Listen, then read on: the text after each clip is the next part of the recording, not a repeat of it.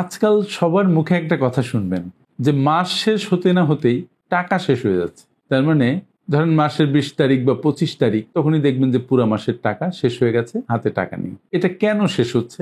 এটা আমরা সবাই মোটামুটি জানি যে জিনিসপত্রের দাম অনেক বেড়ে গেছে। ইনফ্লেশনারি ইফেক্টের কারণে আপনার টাকা শেষ হয়ে যাচ্ছে।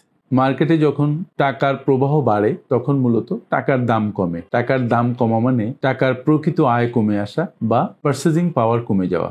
আগে 100 টাকায় যেটা পাওয়া যেত এখন সেটা কিনতে হয়তো 120 টাকা লাগছে বা 110 টাকা লাগছে। তার মানে 100 টাকার যে মূল্যমান আগে ছিল সেটা এখন যে দাঁড়িয়েছে 120 টাকায় বা 110 টাকায়। যদি গত বছর বালিশের মধ্যে আপনি 100 টাকার একটা নোট রেখে থাকেন তাহলে এখন সেই নোটটা দেখতে 100 টাকারই, কিন্তু তার ক্রয় ক্ষমতা কমে গেছে 10%। গত অক্টোবরেও কিন্তু রেট অফ ইনফ্লেশন হচ্ছে 9.93, তার মানে প্রায় 10। এটা হচ্ছে জাতীয় মুদ্রাস্ফীতির যে হার সেটা।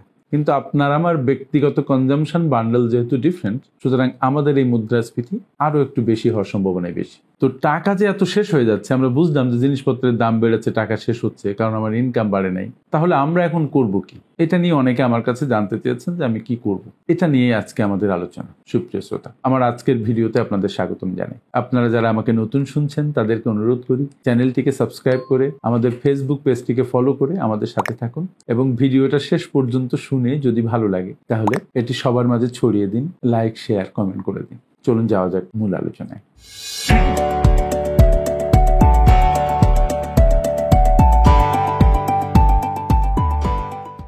বলছিলাম যে ইদানিং টাকা শেষ হয়ে যাচ্ছে, তাহলে করবো কি? আমার এর মধ্যে একটা ভিডিও হয়তো আপনারা শুনেছেন যে 20-30-50 রুল, যেটা সবাই বলে 50-30-20 রুল। আমি একটু ঘুরিয়ে দিয়েছি যে 20-30-50 রুল। মানে আপনার যে ইনকাম, সেই ইনকামের 20 ভাগ আপনি সঞ্চয় করবেন, 30 ভাগ আপনি ওয়ান্টস এর পেছনে ব্যয় করবেন, মানে কম প্রয়োজনীয় জিনিস যেটা না হলেও আপনার চলে সেরকম জিনিসের পেছনে ব্যয় করবেন, আর 50 ভাগ আপনি ব্যয় করবেন আপনার নিত্য প্রয়োজনীয় এবং অতি প্রয়োজনীয় জিনিসের পেছনে।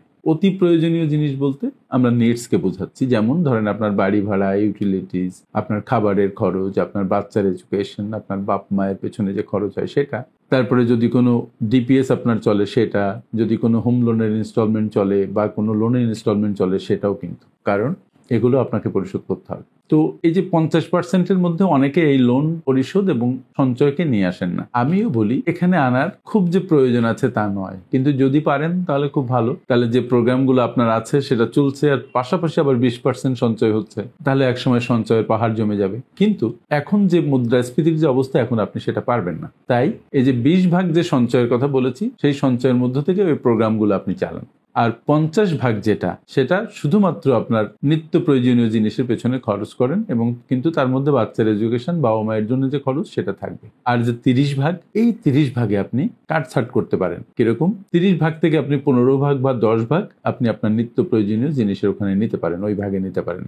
তবে এটা মনে রাখবেন, যদি আপনার কোনো বাজেট না থাকে, যদি আপনি কোনো বাজেটিং না করেন, এক্সপেন্ডিচার বাজেটিং মূলত, তাহলে আপনি এই 20, 30, 50 ভাগ এটা আপনি বুঝবেন না। এজন্য আগে আপনার বাজেটিংটা করে নেওয়া দরকার। যে আপনার টাকা যদি 1 লাখ টেক হোম স্যালারি হয়, তাহলে 50,000 টাকা আপনি বাড়ি ভাড়া, আপনার খাবার দাবার, বাচ্চার এডুকেশন, বাবা মায়ের পেছনে খরচ, এদিকে ব্যয় করবেন। আর 30,000 টাকা আপনি আপনার জীবনের ভ্যালু অ্যাডিশন, যেমন একটা টিভি কিনবেন, একটা সোফা কিনবেন, বা জামা কাপড় কিনবেন, এদিকের জন্য রাখবেন। আর 20 ভাগ তো আপনি সঞ্চয় করবেন, সেটা বলেছি। তো এখন অ্যাডজাস্টমেন্টটা কি করবেন? ওই 30 ভাগ থেকে আপনি 10 ভাগ বা 15 ভাগ আপনি ডেইলি নেসেসিটিস যেটা নিডস, সেখানে আপনি নেবেন। নিলে কি হবে? আপনার যে কনজামশন বান্ডেল আছে সেখানে যেহেতু দাম বেড়েছে, আপনি দামটা বাড়ার কারণে যে বৃদ্ধিটা যেটা, সেটা আপনি ওই 30 ভাগ থেকে নিলেন 10 ভাগ বা 15 ভাগ নিয়ে, কিন্তু আপনার কনজামশন বান্ডেল আপনি ঠিক রাখলেন। কিন্তু আপনার জীবনে ভ্যালু অ্যাডিশনের জন্য, একটু আরাম আয়েশের জন্য, তারপরে আপনি যে খুব ভালো থাকতে চান, একটা সোফা কিনতে হবে, একটা নতুন টিভি কিনতে হবে, একটা ফোন কিনতে হবে, একটা মাইক্রোওয়েভ ওভেন কিনতে হবে, এইগুলাকে আপনি পিছিয়ে দিন, অথবা পুরানো যেটা আছে সেটা দিয়ে চলুন। কতদিন? কারণ হচ্ছে লম্বা সময় ধরে কিন্তু কোনো দেশে ইনফ্লেশন চলতে থাকে না বা চলতে পারে না, মানে ওই দেশটা একটা সংকটের মধ্যে যেয়ে পড়ে। মানে উচ্চ ইনফ্লেশনের কথা বলছি। ইনফ্লেশন সবসময় থাকবে, তা আমাদের এখন একটু বেশি যাচ্ছে। হয়তো এটা এখনো 6 মাস, 1 বছর, 1.5 বছর, 2 বছর চলবে। তাহলে কি হবে? আপনার একটা হ্যাবিটের মধ্যে আপনি ঢুকে যাবেন যে আপনি খরচের প্রতি খুব কেয়ারফুল হবেন, অপ্রয়োজনীয় জিনিসের প্রতি খরচ কমিয়ে দিবেন বা কখনো কখনো করবেন না, এবং প্রয়োজনীয় জিনিসের প্রতি আপনি ফোকাস করবেন। এটা কিন্তু একটা মারাত্মক হ্যাবিট, এবং দেখবেন যে আপনার অ্যাটিটিউডও চেঞ্জ হচ্ছে, আপনার কনজামশনও চেঞ্জ হচ্ছে, আপনি খুব সচেতন হচ্ছেন, বাজারে যখন যাচ্ছেন কিনছেন খুব কেয়ারফুলি বার্গেন করে করে আপনি কিনছেন। আবার দেখবেন যে আগে আপনি এক জোড়া জুতা কিনতে যেয়ে 2 জোড়া কিনে আনতেন, এখন সেটা হচ্ছে না। কখনো কখনো দারিদ্র কিন্তু আমাদেরকে যেটা করে সেটা হচ্ছে অনেক কিছু শেখায়। দারিদ্র কখনো কখনো আমাদের মহৎ হতে সহায়তা করে বই কি, এই যে চিন্তা চেতনায়, হ্যাবিটে, অ্যাটিটিউডে আপনাকে সুন্দর করে। এই জন্য অতি দারিদ্র হয়তো ভালো না, কিন্তু কিঞ্চিত দারিদ্র কখনো কখনো আপনার জন্য আমার জন্য মঙ্গল। তাই এই যে ইনফ্লেশন, আপনি ধরে নিন যে ইনফ্লেশনে আমাদের খুব কষ্ট হচ্ছে বটে, কিন্তু দেখেন আপনার কনজাম্পশনের দিকে আপনার সচেতনতা বাড়ছে, আপনি কিন্তু নিজে আগের চাইতে খুব ভালো একটা হ্যাবিটের মধ্যে ঢুকছেন।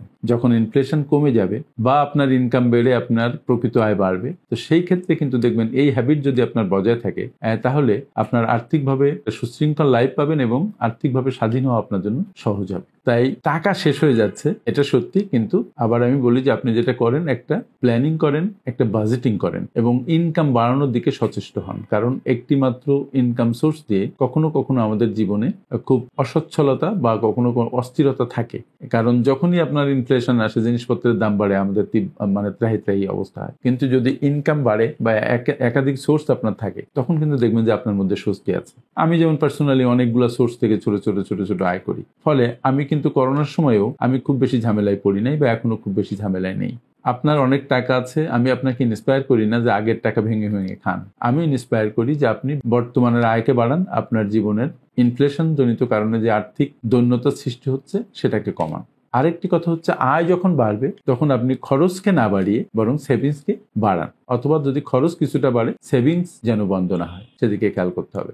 আর বিশেষ করে টাকা শেষ হয়ে যাচ্ছে বলে যে 20 ভাগ যেটা বলেছি 20, 30, 50, ওই 20 ভাগ যেন না কমে। তবে একটি কথা আছে যে এটা কি সবার জন্য প্রযোজ্য, সব বয়সের জন্য কি একই রুল হবে, তা কিন্তু নয়। যে কেবল 20 বছর বা 22 বছর বয়সে চাকরি শুরু করেছে তার যে 20% সেভিংস করতে হবে তা কিন্তু নয়। সে যদি 10%ও করে এবং সে যদি সারা জীবন ধরে সেভ করতে থাকে এবং ইনভেস্ট করতে থাকে, তাহলে সে একসময় অনেক টাকার মালিক হবে। কিন্তু যারা মধ্য বয়সে পৌঁছে গেছে বা যারা 30, 35, 40-এ পৌঁছে গেছে কিন্তু এখনো সঞ্চয় শুরু করে নাই, তাদের কিন্তু 20 ভাগ সঞ্চয় করতেই হবে। আপনারা যত কষ্ট হোক সঞ্চয়ের প্রবাহটা যেন বন্ধ না হয় সেদিকে খেয়াল রাখবেন, এবং আয়ের টাকা আপনার হাতে যখন আসবে তখন প্রথমেই আপনি সঞ্চয়টা করে নিয়ে তারপরে খরচে হাত দিবেন। আমার সাথে এতক্ষণ থাকার জন্য অনেক অনেক ধন্যবাদ। আসসালামু আলাইকুম।